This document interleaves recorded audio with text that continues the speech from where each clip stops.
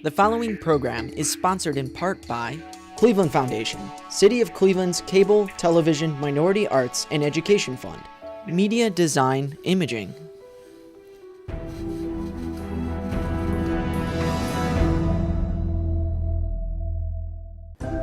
Creative House Studios.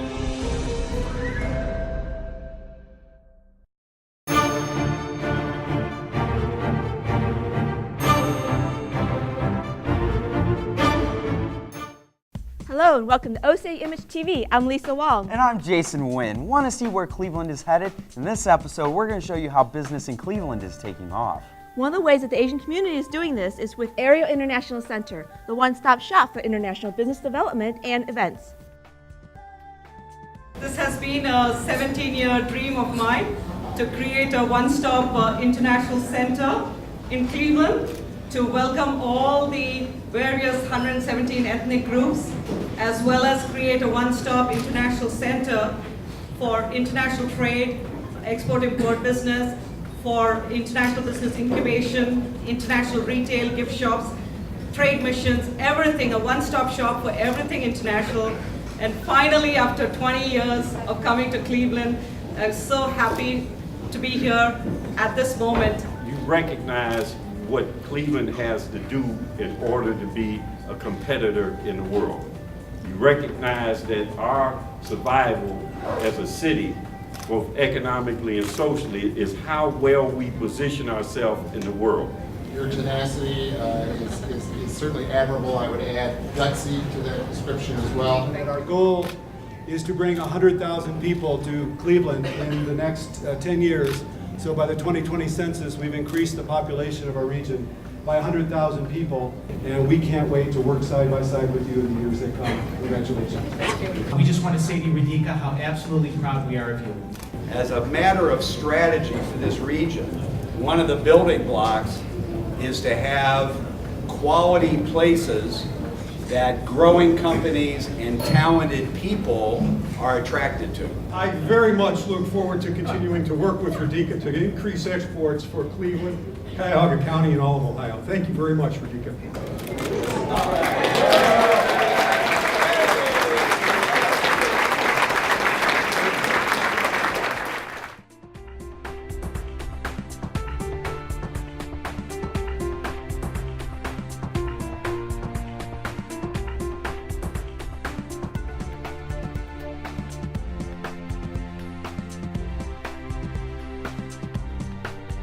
Thank you so much. We're really happy that so many of you could make it.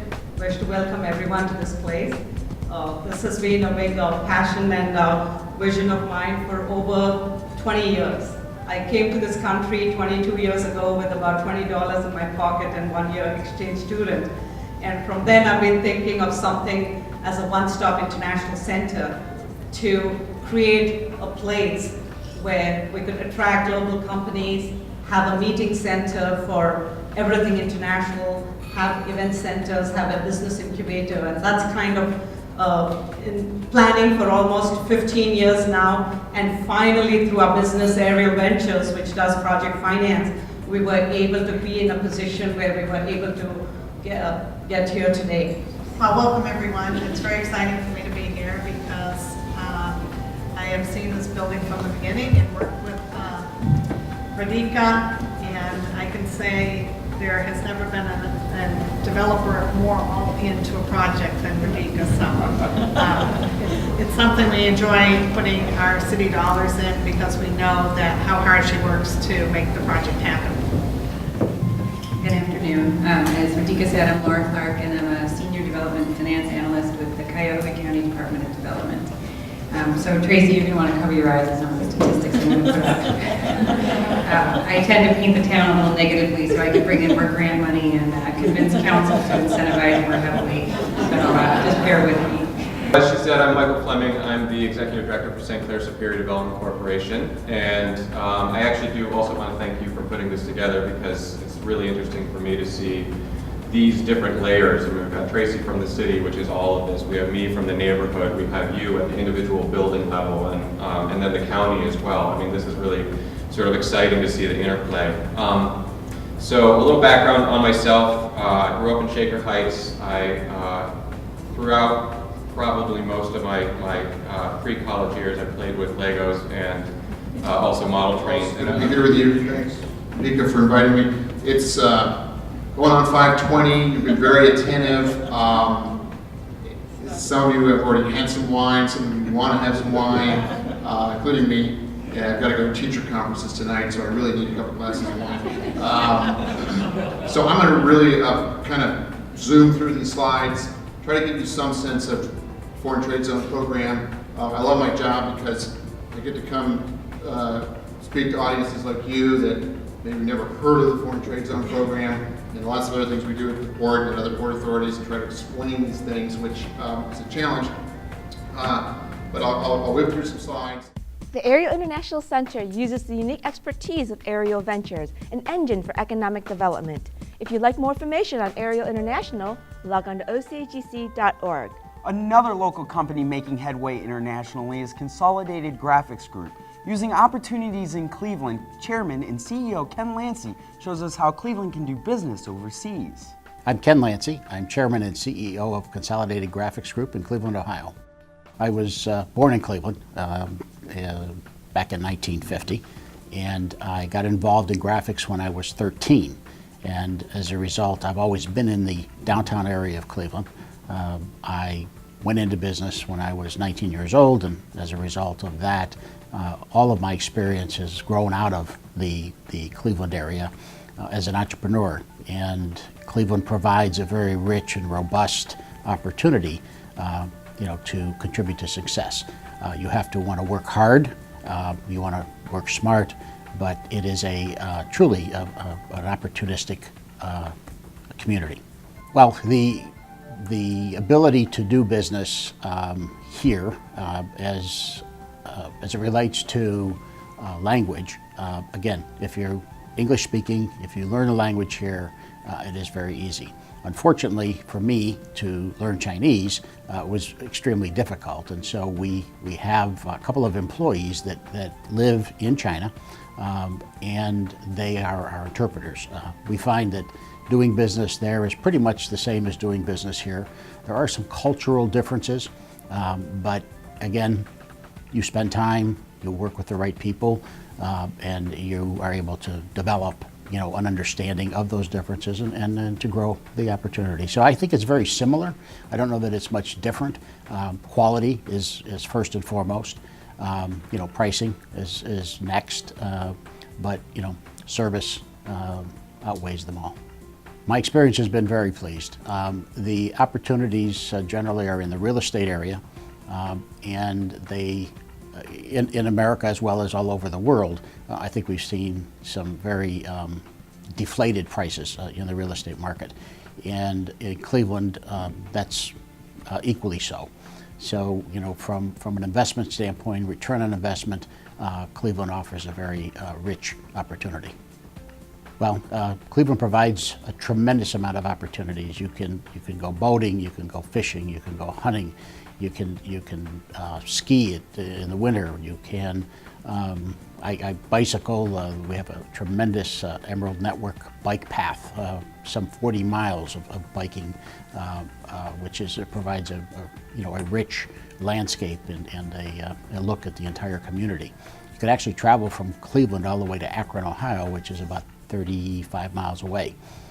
So, again, there's tennis, outdoor tennis, there's golf, there's just about anything you can imagine. We have world-class museums, we have world-class orchestra, we have the world-class Cleveland Clinic here as well, and there's a number of wellness programs that they get involved in. So Cleveland will always provide you an opportunity for your recreation and fun time.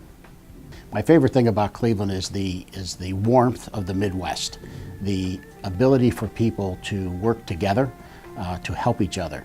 And I find that in my workings with the Chinese over the last 12 years that I've been going back and forth, that people that I've brought here have found it to be a very, very rich culture and very cooperative and accepting culture.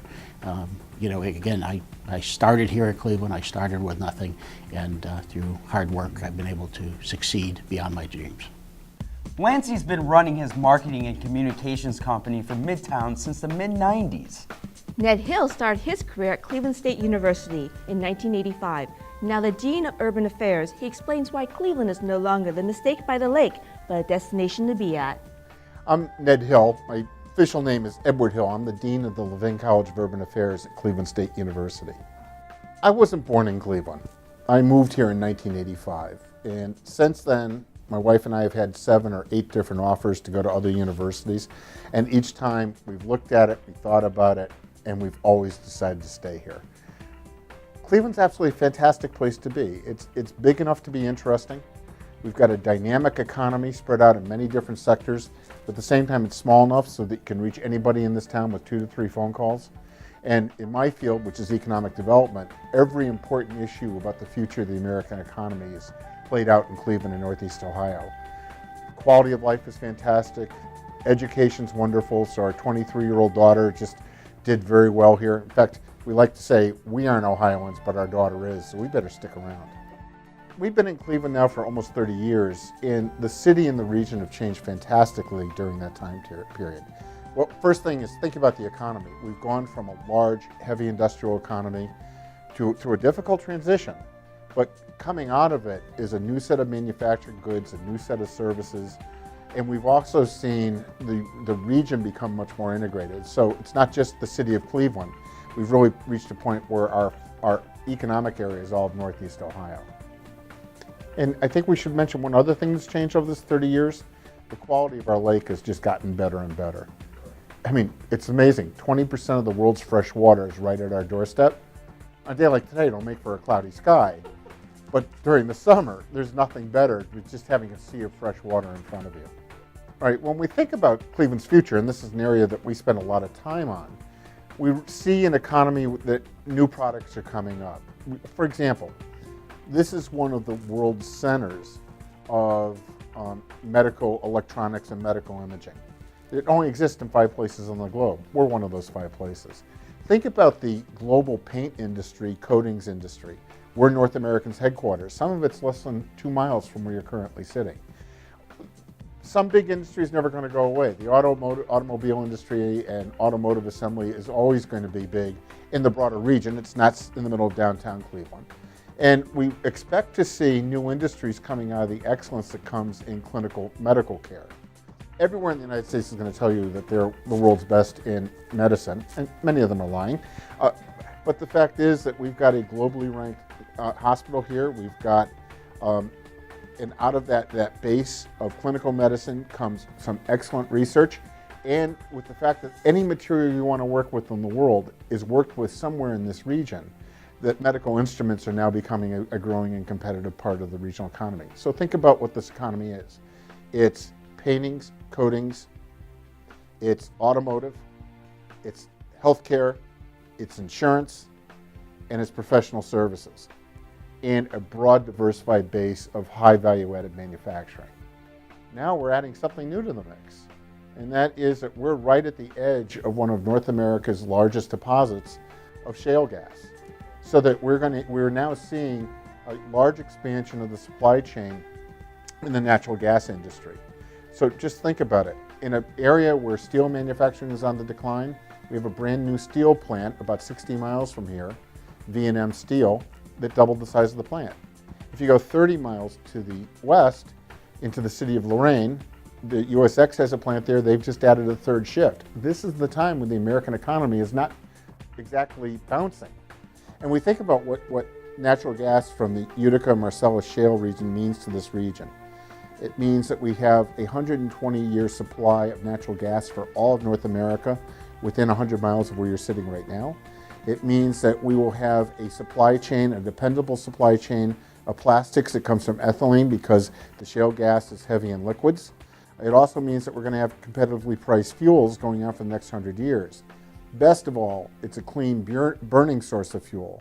So we should be able to get rid of some of the coal-fired plants that are around here and substitute natural gas for it. And then if you're a large user of heat from natural gas, such as in the metals industry, there's dependable and affordable supply. So in this way, we're pretty excited about the new economy that's coming out of our roots. Well, for the Chinese business owner, there are many things that go benefit from a Cleveland location. The first is you're within a one-day drive of more than 60% of the entire U.S. population. So with affordable rents and good transportation, you can service New York, Washington, Chicago. That's a lot of population. Second thing is that the third largest node of fiber optics is right out our window here because it follows the old railroad routes. Then you can't really complain at all about the work ethic of the people that are around here. Everyone talks about work ethic in the United States, but there's short commuting times. People show up in any type of weather because I like to say we're a climatically boring region. We don't have hurricanes, we don't have tornadoes, we don't have earthquakes, and we know how to go to work in the snow. It's not bad, so people can get to work. And the other thing that a Chinese businessman will find is that there is an ethic of acceptance and friendliness, so that you as long as you are a good business person, you're going to fit right in and play. Well, Lake Erie is vitally important to Cleveland. First off, there would be no Cleveland if it wasn't for Lake Erie. In the history, grains and other products came up from the center part of the state, were put onto a boat, went across Lake Erie to either Toronto or through the Erie Canal to New York City. So the lake is the reason why we're here.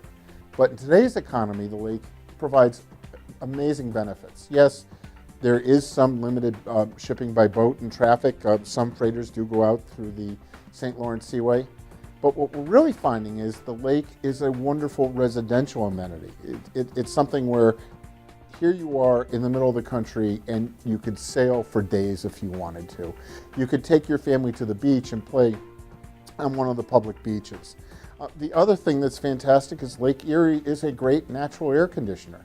So I personally live 3.5 blocks from the lake. I don't have central air conditioning in my house. We have this good thing. We open up windows and use fans.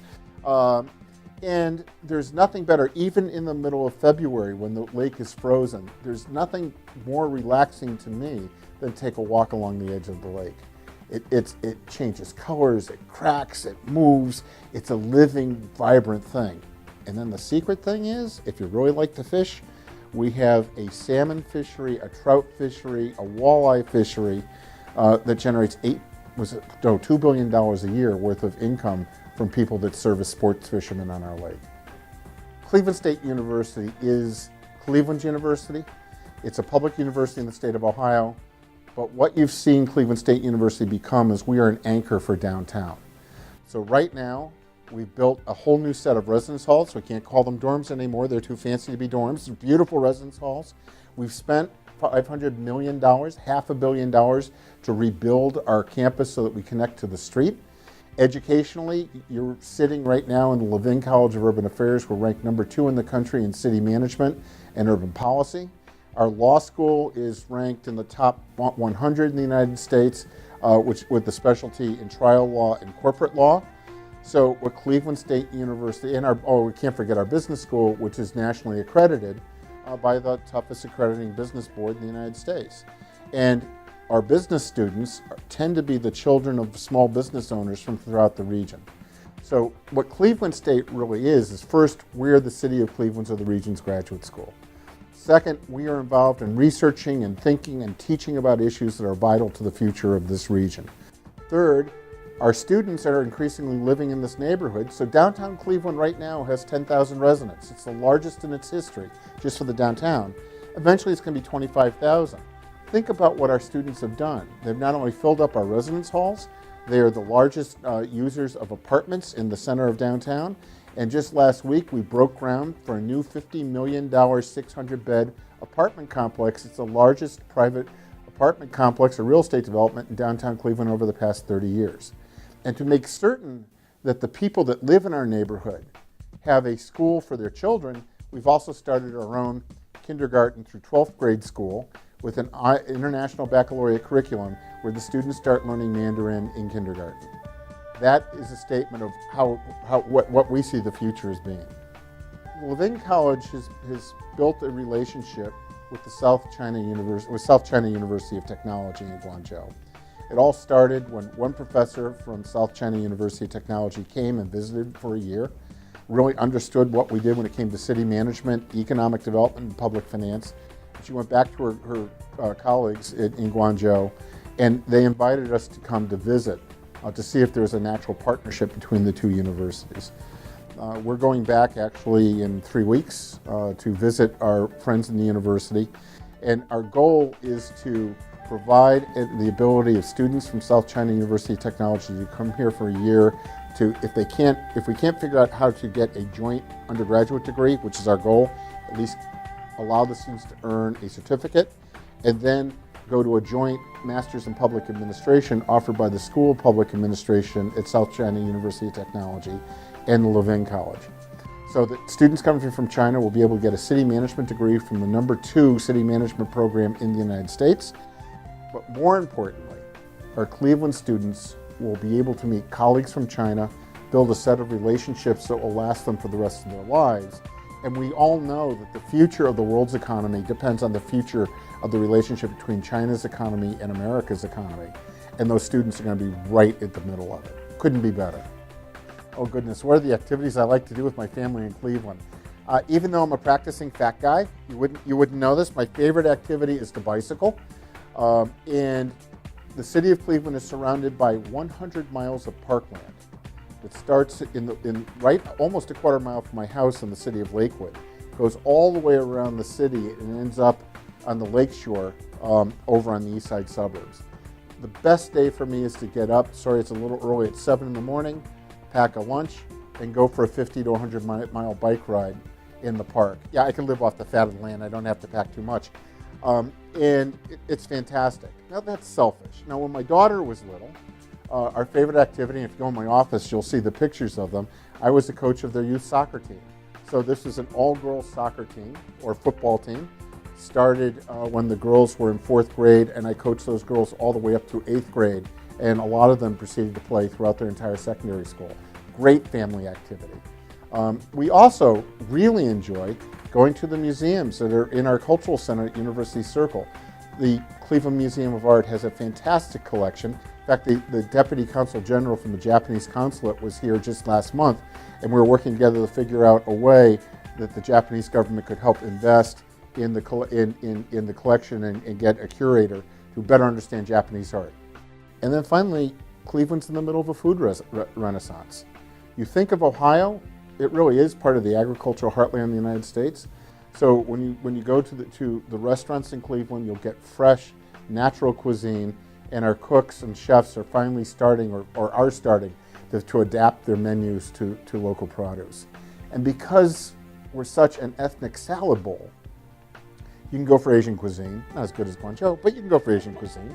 But why would you do that come to the United States? You can get a big honkin' steak, you can get Eastern European food. I mean, there's nothing better than go through a cross-cultural meal like I had Friday night, where I had a steak with pierogies on top. And if you don't know what a pierogi is, it's a Polish dumpling. I have no favorite part of Cleveland. This entire city is just a delight. I live in a near west side suburb. I work downtown. My daughter went to school in an east side suburb. I ride my bicycle around the whole thing. Every once in a while in the summer, I commute to work on my bicycle. Everything's a delight. You go by the lake, it's a natural wonder. You go to downtown Cleveland and you see a city that's picking itself up and it's reviving every single day. There's vitality in it. You go by the residential neighborhoods, you see neighborhoods where neighbors talk to each other. In fact, you know what happened yesterday? We have a very bad American football team right now. My next door neighbor, to get over the pain of the football team, threw out an open house and invited our entire street, into his house to share a meal together. There's nothing better than a glorious fall day than celebrating your neighbors and watching some really lousy football, but we'll get over that. The other thing I really like to do, and Derek Ning is talking to me now, so this is a sales pitch, Cleveland State University basketball.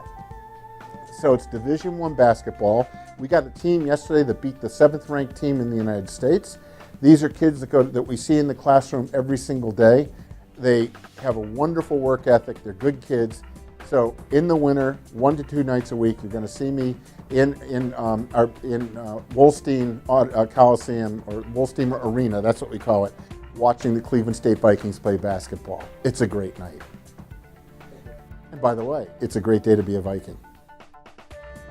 If you think about what Cleveland's future means to Chinese migrants, I believe there's a new day taking place. We used to say we had a Chinatown in Cleveland. We really didn't have a Chinatown. We had a China village or a block. Now we're going to have a Chinatown. We're seeing investors coming into this region. We've got several thousand Chinese residents, ethnic Chinese living in Cleveland itself.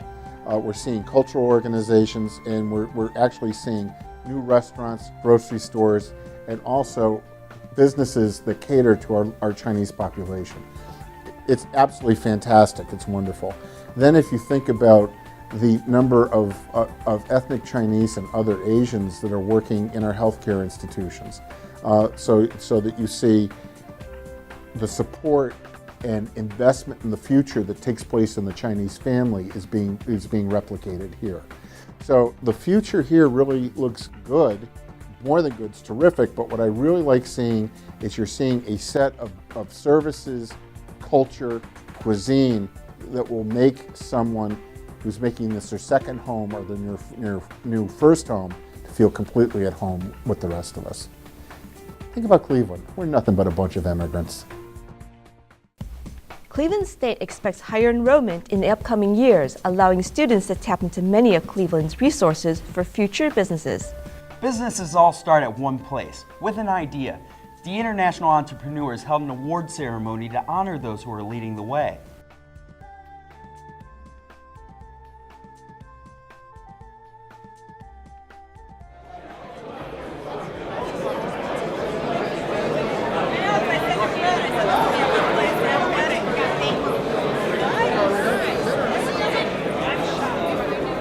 Good evening. We'd like to get underway.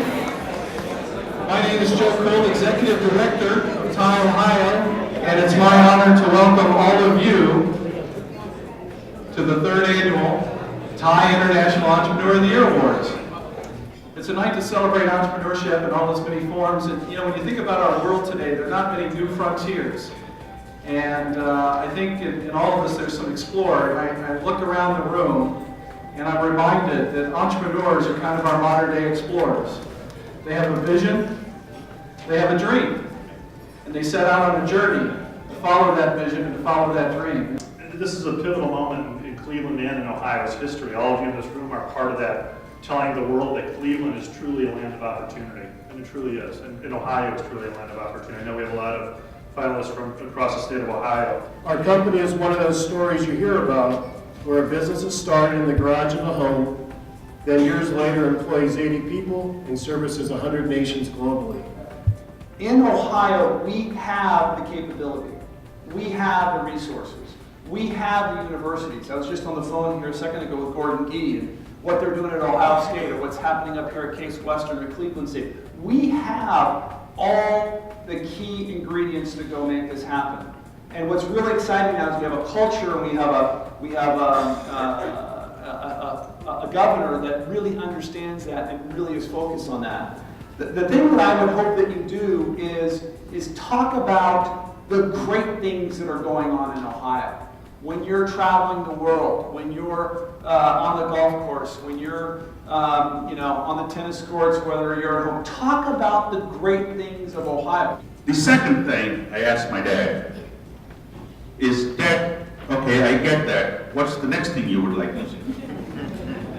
So he said, my wish and my dream is that you are more successful than I ever was.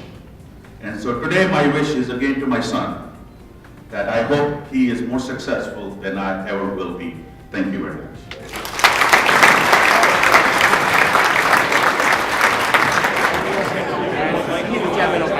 Oh, I didn't know that. He's the chairman.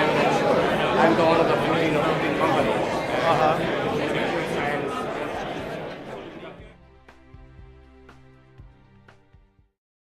That's it for our show. For Lisa Wong and everybody at OCA Image TV, I'm Jason Nguyen. Thank you for watching.